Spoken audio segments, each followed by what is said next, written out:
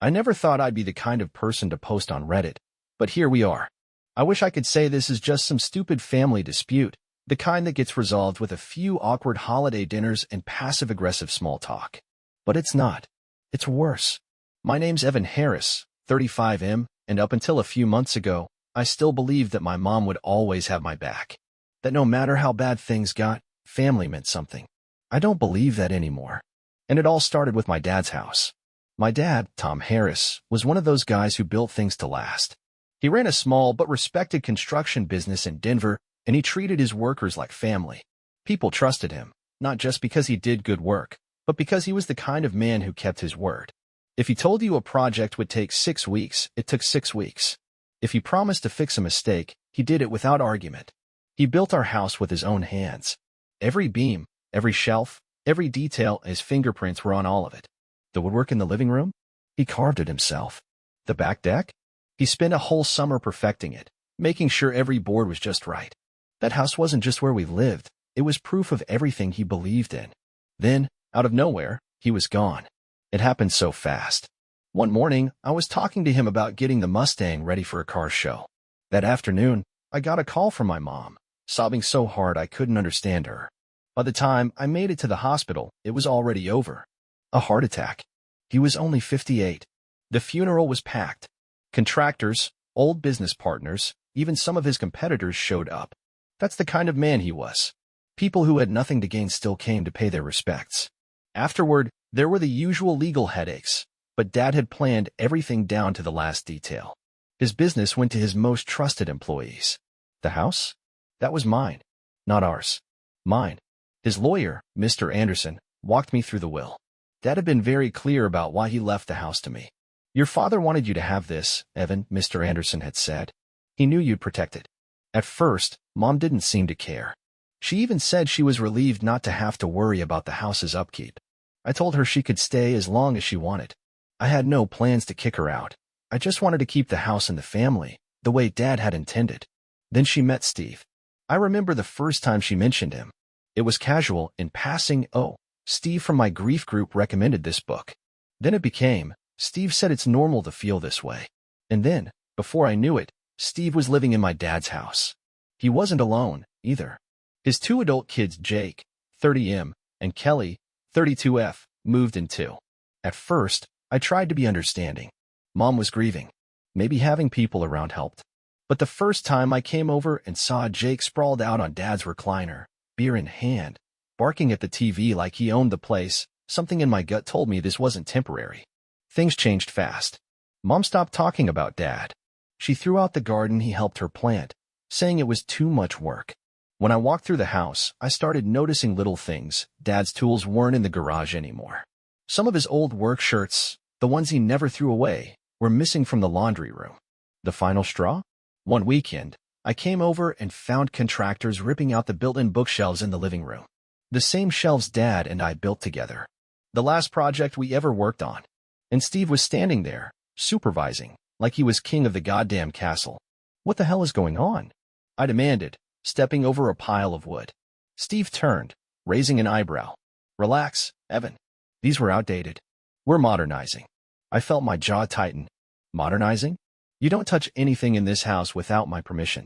He let out a dry laugh, shaking his head like I was being ridiculous. Your mother and I live here. We don't need your permission to improve our home. Our home. I turned to Mom.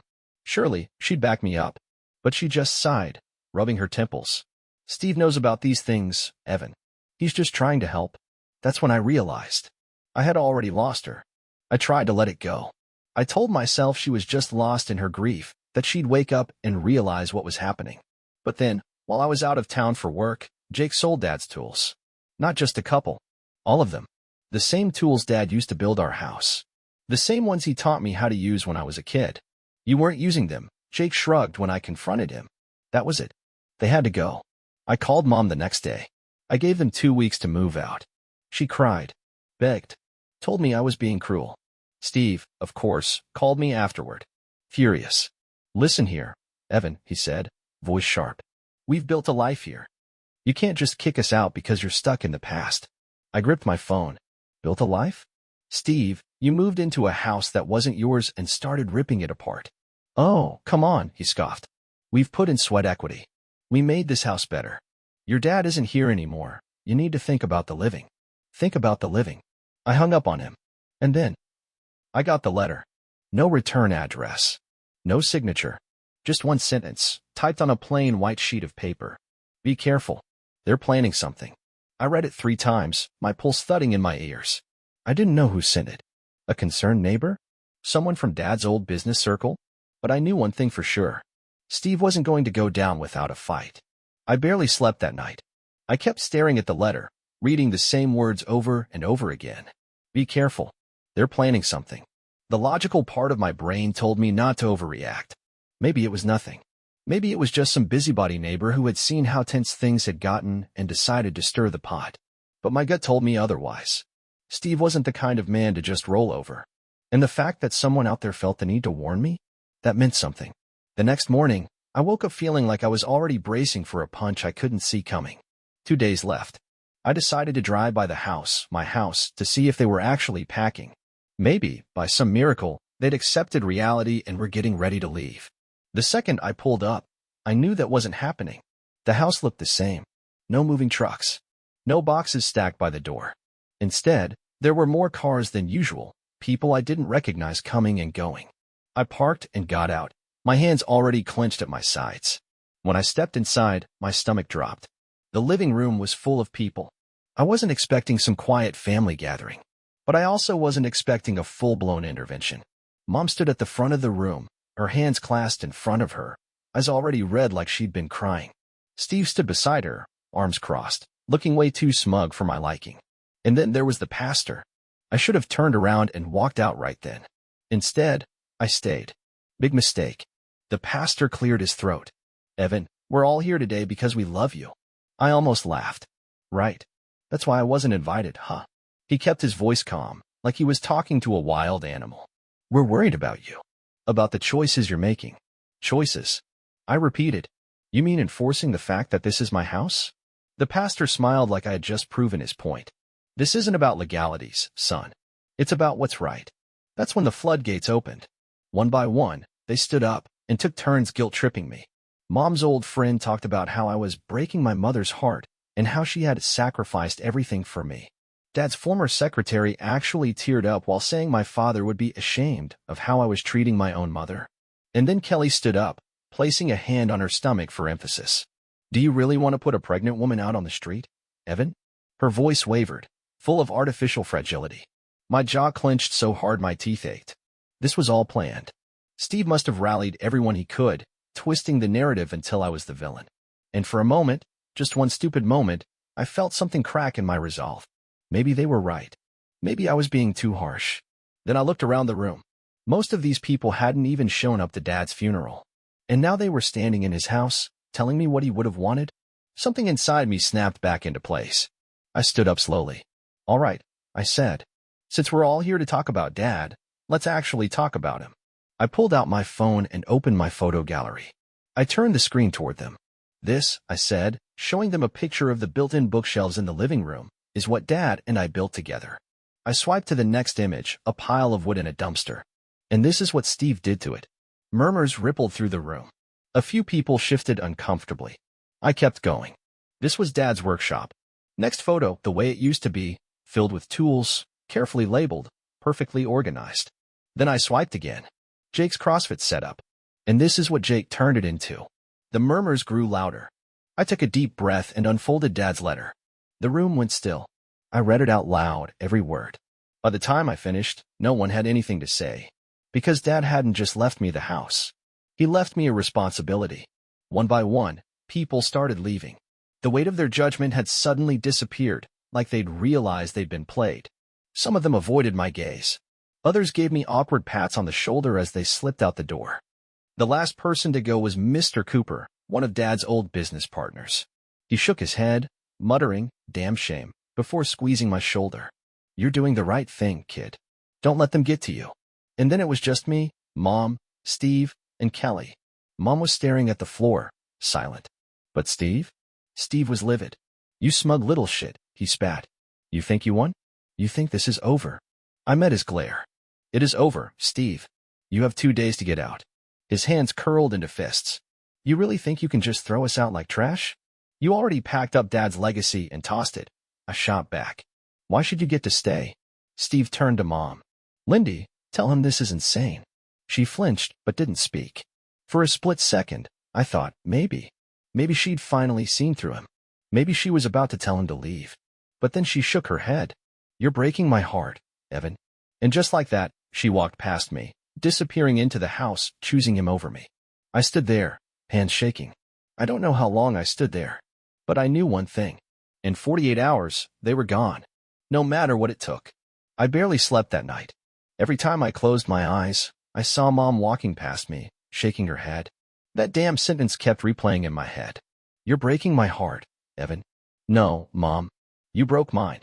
By morning, the anger had settled into something colder. I wasn't backing down. Not now. I called my lawyer, Mr. Anderson. They're not packing. What are my options? He sighed like he'd been expecting this. Legally, Evan, they have no claim to the house. If they don't leave, we'll move forward with a formal eviction. But he hesitated. Be ready for resistance. I clenched my jaw. They've already been resisting. Then prepare for worse. I hung up and called a locksmith next. I wanted every lock changed the second they were out. By noon, I was parked outside the house with Mr. Anderson and the locksmith behind me. But the moment I stepped out of the car, my stomach dropped. The front door was wide open. Something was wrong. I rushed inside, expecting a confrontation, another fake intervention, but the house was silent. And empty. Not just they were gone empty. Stripped bare. The furniture? Gone.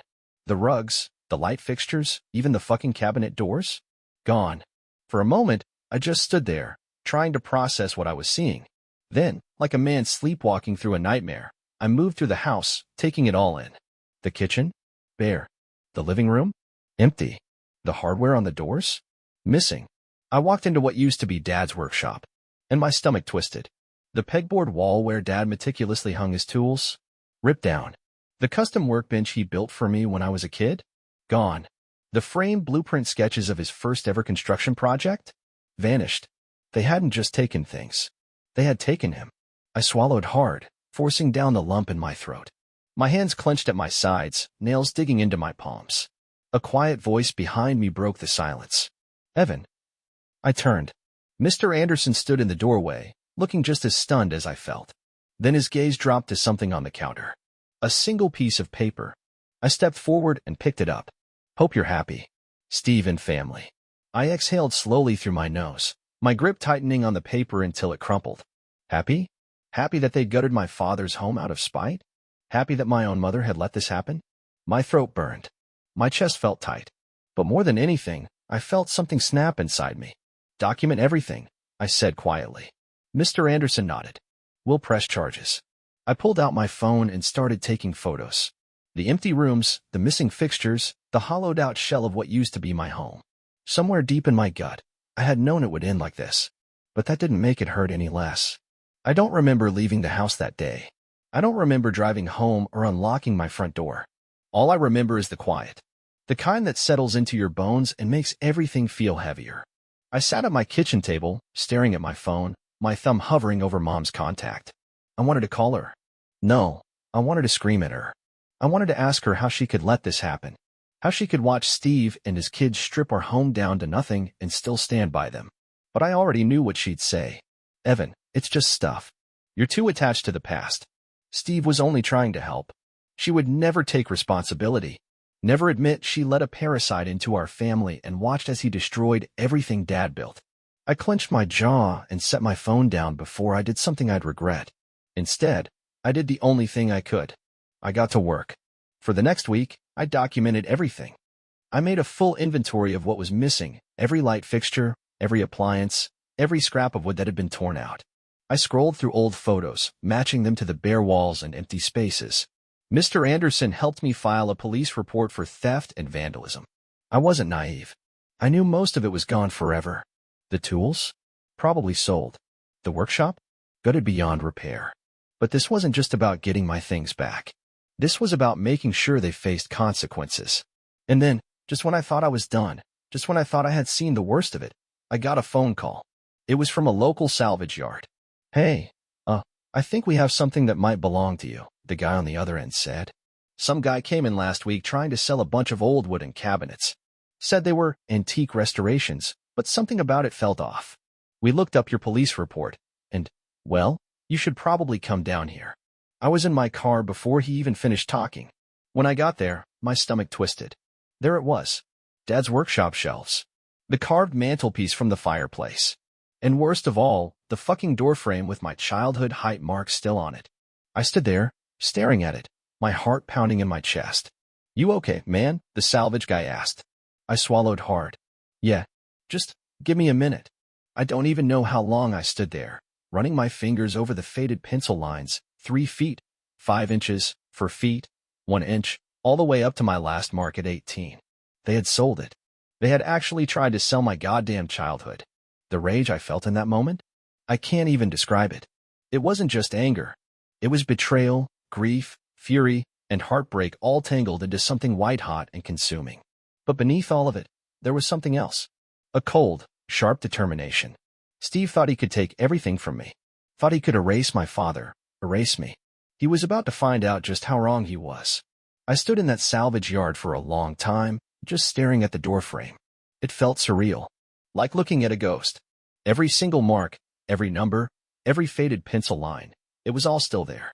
The years Dad measured me, standing behind me with a proud smile, marking my height even when I insisted I wasn't growing anymore. "Looks like another inch, kid," he'd say, grinning, always making a big deal out of it. And now? Now it was sitting in a goddamn pile of scrapwood, because my own mother let them rip it out and sell it. I swallowed hard, my hands shaking as I traced the marks. My chest felt tight, like something was squeezing the air out of me. "You want to take it all back with you?" the salvage guy asked, watching me carefully. "Yeah," I said, my voice rough. "All of it." It took 2 trips to get everything home, the mantelpiece, the workshop shelves, the torn out wood from the house. I didn't even know if I could restore any of it, but I wasn't leaving it to rot in some junkyard. And then, I made the call. "Mr. Anderson, I want to move forward with pressing charges. All of them." He sighed. "I was hoping you'd say that. I've been looking into Steve." I gripped the phone tighter. And I think you'll want to hear this in person. I met him at his office the next morning. He slid a folder across the desk. Steve had done this before. Not once. Twice.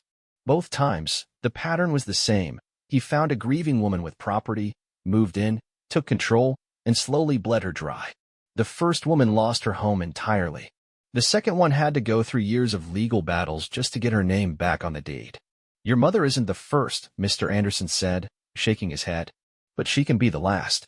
That was all I needed to hear. I moved forward with everything: theft charges, fraud investigation, even a restraining order. I wanted every legal consequence possible to come down on him like a hammer. And then I called Mom. She didn't pick up. So I texted her. "Steve is a fraud. I have proof. You can either believe me now, or find out the hard way when he drains you dry like the others." I didn't expect her to reply, but she did. "Don't contact me again, Evan. This is unforgivable." That was it. Not, "I'm sorry." Not, "I didn't know." Not, "I should have listened." Just that. I stared at my screen for a long time before locking my phone and setting it down. That was the moment I realized I had lost her. Maybe I had lost her a long time ago, and I just hadn't wanted to see it. Maybe she had never really been the mother I thought she was. But I wasn't going to waste any more time mourning someone who had already chosen to walk away. Instead, I turned back to the wood stacked against the walls of my empty house. I ran my fingers over the rough edges of the shelves Dad had built, the carved details in the mantelpiece, the faint pencil marks on the doorframe. And I knew exactly what I had to do. I called up some of Dad's old business partners, the ones who had stood by me during the intervention, the ones who had actually cared about him. "I want to rebuild the workshop," I told them. "The way he had it. Exactly the way he had it." And they showed up. One by one. They came, bringing tools, materials, even old photos of the space before it had been gutted.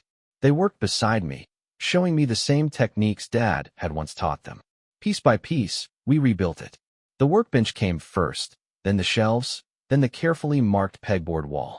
By the time we were done, it wasn't just a room again. It was his. And mine. I wish I could say there was a happy ending with my mom. That she came to her senses. That she left Steve. That she saw what he really was. But she didn't. Last I heard, she was still with him. And I don't know if I'll ever see her again. But I do know this. I did what my dad asked. I protected his house. I protected his legacy. And no matter what happens next, I know he would have been proud.